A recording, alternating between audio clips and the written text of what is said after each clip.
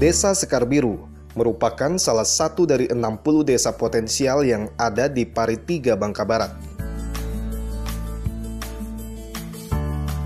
Sikap keramah tamahan masyarakat Desa Sekarbiru sangat memudahkan pemerintah desa dalam mensosialisasikan setiap kebijakan yang diambil. Selain itu, tingkat kebersamaan masyarakat desa juga masih cukup baik. Hal ini dapat dilihat dari besarnya partisipasi masyarakat dalam pembangunan desa yang diimplementasikan dalam swadaya masyarakat, baik berupa materi maupun tenaga melalui gotong royong dalam setiap pembangunan fisik dan non-fisik. Semangat dan kinerja aparat pemerintahan Desa Sekarbiru dalam menjalankan tugas-tugas pemerintahan maupun yang lainnya, sehingga secara tidak langsung juga akan sangat berpengaruh dalam pelaksanaan rencana pembangunan jangka menengah Desa Sekarbiru untuk jangka waktu 5 tahun yang akan datang. Dengan mayoritas lahan bekas tambang yang memiliki kontur tanah yang tidak mendukung, namun justru hal tersebut mampu dikelola oleh warganya menjadi lahan yang produktif. Salah satu sang penghijau lahan tersebut adalah Erwin. Selaku kepala desa, Erwin dan masyarakatnya mampu merubah Desa Sekarbiru menjadi lahan kritis tersebut menjadi kawasan total organik.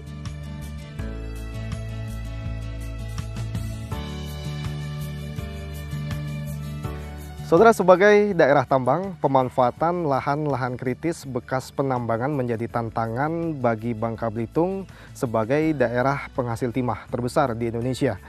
Dan di Desa Sekarbiru terdapat 2 sosok pionir yang mampu melakukan upaya reklamasi terhadap lahan eks tambang melalui pemanfaatan limbah yang bisa menjadi berkah dan juga menghijaukan lahan-lahan eks tambang yang ada di desa ini. Lalu bagaimana kisahnya? Saya akan mengajak Anda dalam program Inspirasi Indonesia.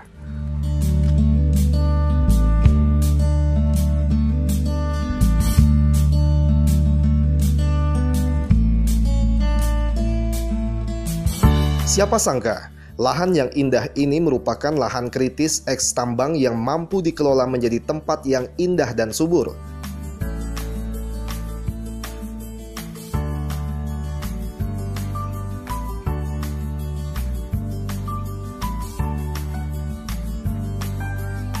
Tak hanya menjadi wisata, di lahan ini juga telah disulap menjadi kawasan terintegrasi antara pertanian, perkebunan, peternakan, dan perikanan.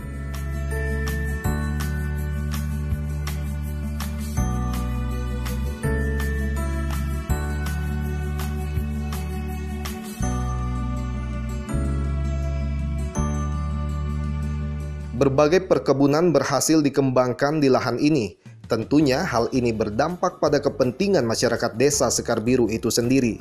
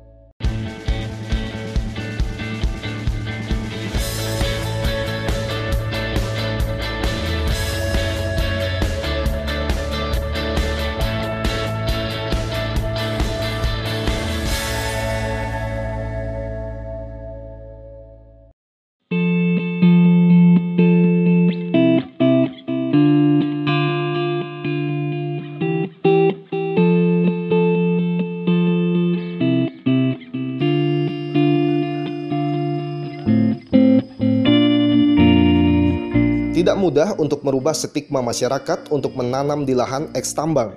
Namun Erwin mampu membuktikan hal tersebut, bahkan kawasan ini menjadi pilot project dan percontohan bagi desa-desa yang ada di Indonesia.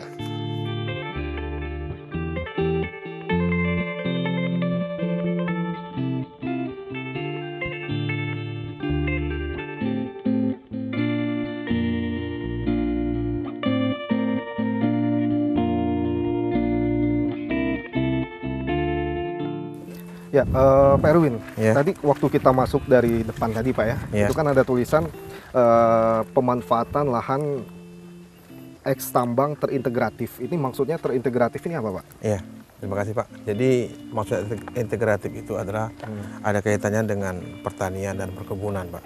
Iya. Jadi limbah pertanian di sini dimanfaatin sebagai makanan ternak, terus kotoran ternak dan air seninya juga dimanfaatin buat pupuk untuk sayuran Pak. Iya, iya. Berarti itu.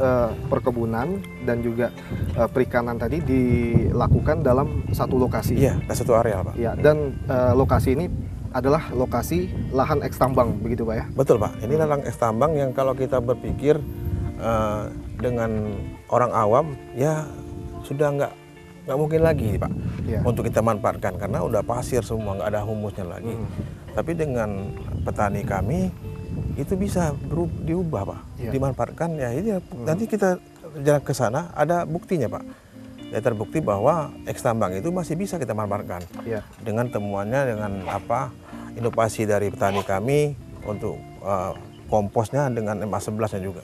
Ya, Pak, apa yang dilakukan oleh masyarakat di Sekar Biru ini kan juga bersesuaian dengan apa yang menjadi target pemerintah begitu Pak. Artinya untuk mengubah yang tadinya kita fokus di sektor pertambangan misalnya untuk beralih kepada sektor yang lainnya, apakah itu perikanan ataupun pertanian begitu Pak. Tapi kan memang untuk di Bangka Belitung, wilayah Bangka Belitung secara umum itu kan yang menjadi kendala itu kan masih banyak masyarakat kita yang masih ragu begitu Pak untuk melakukan itu di lahan-lahan kritis seperti ini. Untuk karakteristik Pak di Bangka Belitung ini apakah sebetulnya bisa sama diterapkan seperti yang diterapkan di Desa Sekar Biru ini Pak? Iya. Jadi Pak, jadi kita cerita awal Sekar Biru ini Bangka Belitung ini sekarang masih tergantung dengan pertambangan Pak. Iya. Jadi pertambangan itu kan dalam artian SDA-nya itu bisa habis, nanti lama-lama habis dan tidak bisa terbarukan. Iya. Nah, beda dengan pertanian. Jadi saatnya kita berpikir bagaimana kita merubah pola pikir masyarakat itu dari penambang menjadi petani seperti ini. Nah, kalau masalah wilayah, mungkin rata-rata sama di wilayah di Bangka Belitung ini kontur tanahnya sama Pak, Iya. tanah berpasir. Artinya kalau untuk pertanian memang tadi Bapak kita berpikir tidak ada yang tidak mungkin, semua bisa mungkin. Jadi dengan Pak Rahmat ini mungkin indah Tuhan menghadirkan seorang yang bisa, ya, bisa mengangkat, memberi peluang bagi petani itu, petani-petani di Bangka Belitung ini untuk maju. Nah, ini bukti Pak. Kita bukan bicara asal bicara, tapi ini kita punya bukti. Jadi dari peternakan sapinya, terintegrasi dengan perkebunannya, dengan peternakan lelenya itu luar biasa. Ya, artinya di tempat-tempat lain yang juga memiliki misalkan lahan eks tambang diharapkan juga Desa Sekar Biru ini bisa menjadi contoh begitu Pak ya untuk desa-desa lainnya tentunya. Iya. Saya berharap kami ini menjadi pilot project Pak. Ya. Jadi pilot project, jadi kami ingin menjadi tujuan bagi petani, peternak yang ada di Bangka Belitung ini. Kita tidak perlu lagi ke Jawa atau kemana, karena kita pikiran orang Jawa yang maju ada di sini Pak. Udah ada di Bangka Belitung, khususnya di Sekar Biru ini Pak. Jadi kami membuka diri bagi siapapun yang ingin belajar dalam konteksnya kan di bidang pertanian dan peternakan dan perkebunan untuk sama-sama berbagi, bersama berbagi bagaimana filosofinya kita merubah limbah menjadi berkah, seperti itu. Merubah limbah menjadi berkah. Gitu, ya. Pak. Oke, Pak, ini untuk lahan eks tambang yang ada di Desa Sekar Biru ini untuk luas ada berapa Pak? Luas pertama yang sekarang ini? Iya. 1,5 hektar kurang lebih Pak ya. Ya, yang dilakukan secara terintegratif tadi itu artinya tadi Bapak katakan ada perikanan dan juga ada perkebunan. Ini seperti apa konsep yang dilakukan oleh pihak desa untuk kedua sektor tadi itu Pak di lahan eks tambang ini? Iya. Jadi untuk peternakan sendiri itu sudah memakai tidak lagi tradisional Pak. Jadi kita udah menerapkan sistem yang agak modern lah. Jadi selama ini sapi itu hanya makan rumput-rumput aja kan. Kalau sampai sekarang ini enggak, limbah pertanian dari batang padi atau dari kelapa sawit, pelepah kelapa sawit diolah menjadi makanan ternak sapi Pak. Jadi integrasinya itulah Ya. ternak kan ada kotorannya, Ya. air seninya itu diolah lagi menjadi pupuk dan untuk perkebunan, Pak. Jadi benar-benar nggak ada limbah, gitu. Ya. Benar-benar nggak ada limbah. Artinya dimanfaatkan semua. Dimanfaatkan Pak, ya? semua, Pak, ya. Seperti contohnya ini Pak ya.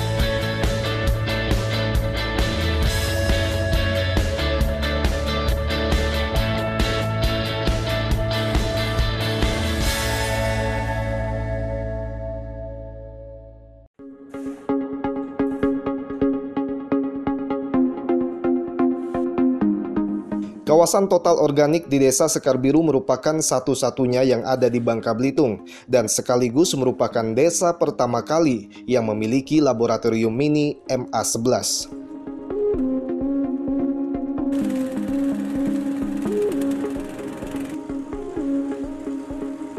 Hasil produksi pertanian di Desa Sekar Biru jelas sangat ramah lingkungan. Dan hal ini mampu merubah mindset masyarakat yang tadinya lahan eks tambang dianggap sebagai bencana, kini berubah menjadi perkebunan yang berkualitas. Pak Rahmat, Pak, apa kabar? Sehat. Pak, saya Revo Pak dari TVRI. Ya. Pak Revo, ini Pak Rahmat yang punya kelompok, ketua kelompok tani Oh, makmur, Pak. jadi Pak Rahmat ini yang mengelola lahan ini Pak ya? Iya, Pak. Ya, ya. Oke, nah, saya tinggal dulu ya. Nanti selanjutnya ngobrol lagi Siap, dengan siap. Pak Rahmat biar Siap. lebih jelas, Pak. Siap, makasih banyak Ya, Pak Kades. ya. Ya, oke Pak Rahmat, ini Ya. berarti limbah ternak Pak ya? Limbah ternak ini Limbah ternak, kotoran padat ternak. Oh, berarti tadi itu kan Pak Kades bilang ada integrasi itu ada perikanan, ada perkebunan, berarti ada peternakan juga di sini Pak ya? Kita ada Oh. peternakan sapi, kita ada peternakan kambing, ayam, bebek, dan ikan lele. Oh, saya pengen lihat ini Pak, saya pengen lihat pemanfaatan langsung di lahan eks tambang itu boleh Pak? Oh, boleh, boleh. Ya. Artinya pemanfaatan limbah untuk lahan eks tambang. Iya, Oh, iya. boleh. Kita langsung ke lokasi Pak ya? Boleh, boleh. Ya.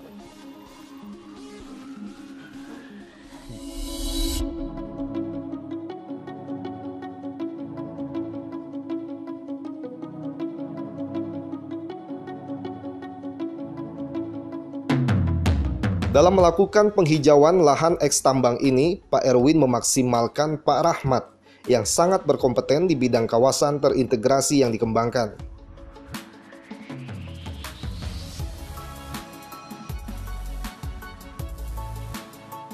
Pengelolaan lahan kritis eks tambang seluas 60 hektar di Desa Sekar Biru, Kecamatan Pari 3, Kabupaten Bangka Barat.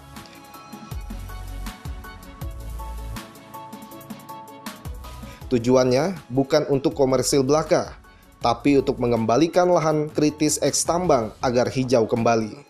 Berapa lama ya? Tidak masuk ke semua lahan. Satu susu yang langsung dari sini juga.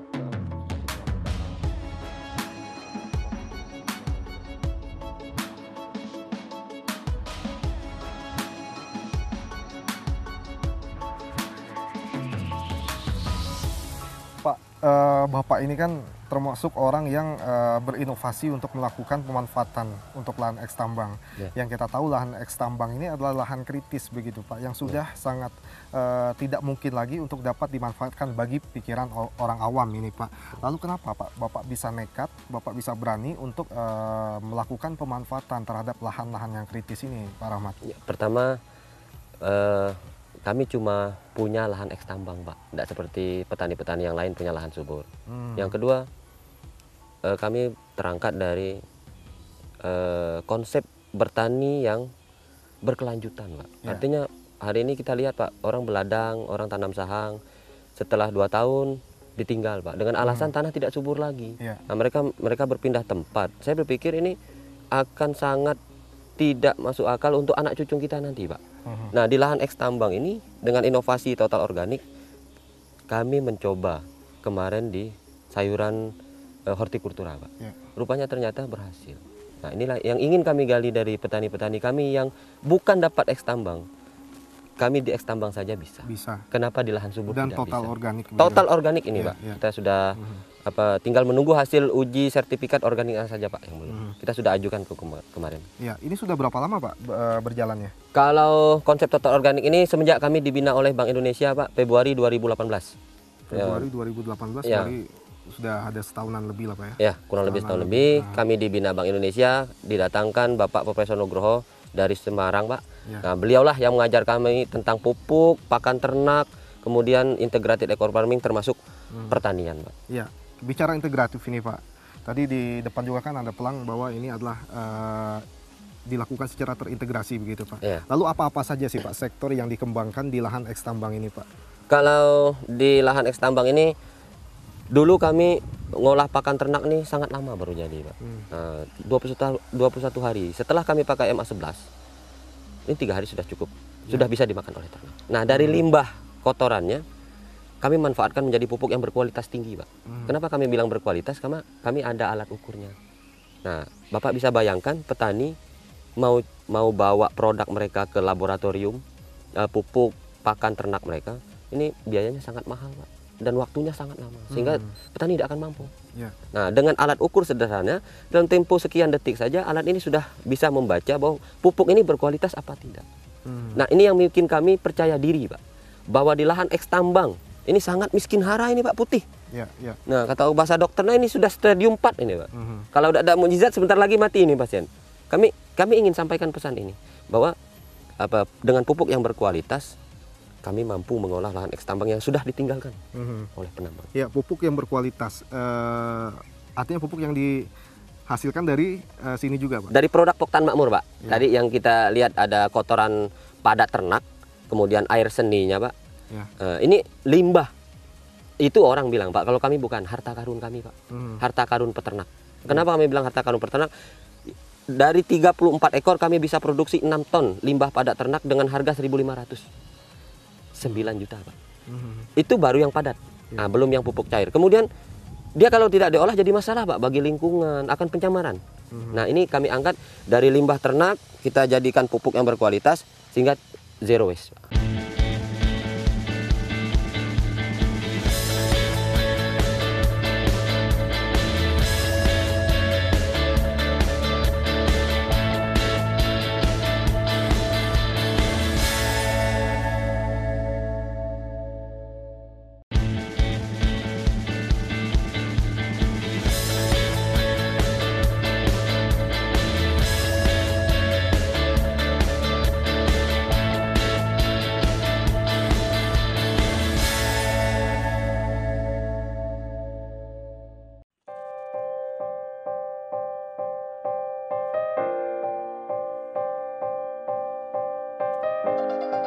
Bidang peternakan juga menjadi sektor andalan yang mampu dikembangkan di kawasan total organik ini.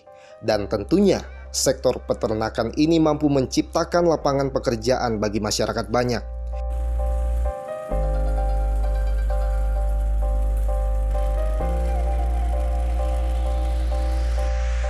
Limbah peternakan pun mampu dikelola menjadi produk organik yang dapat digunakan di bidang perkebunan.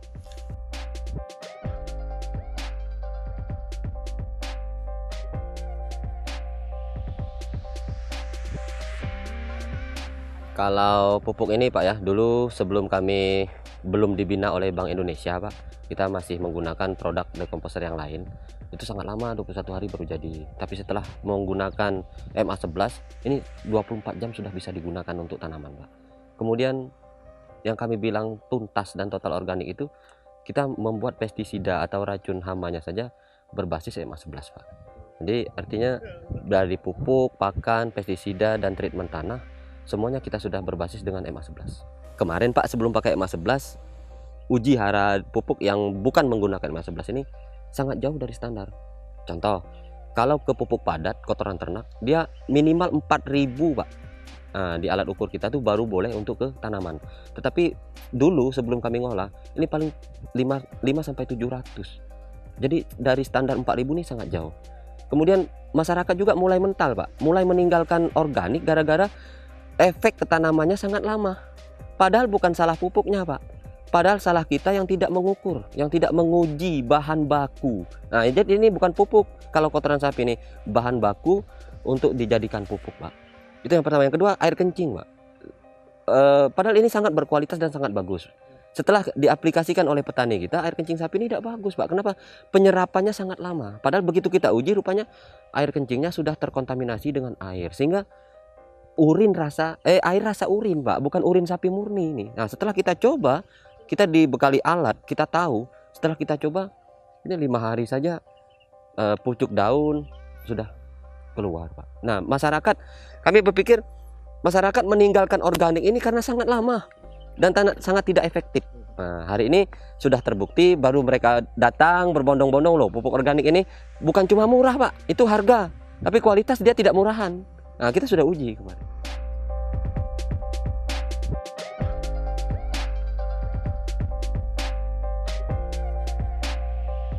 Pak Erwin dan Pak Rahmat yang menjadi inisiator pemanfaatan lahan eks tambang ini, kini banyak diminati masyarakat lainnya yang mulai berdatangan untuk sekedar berbagi ilmu dari kedua sosok ini.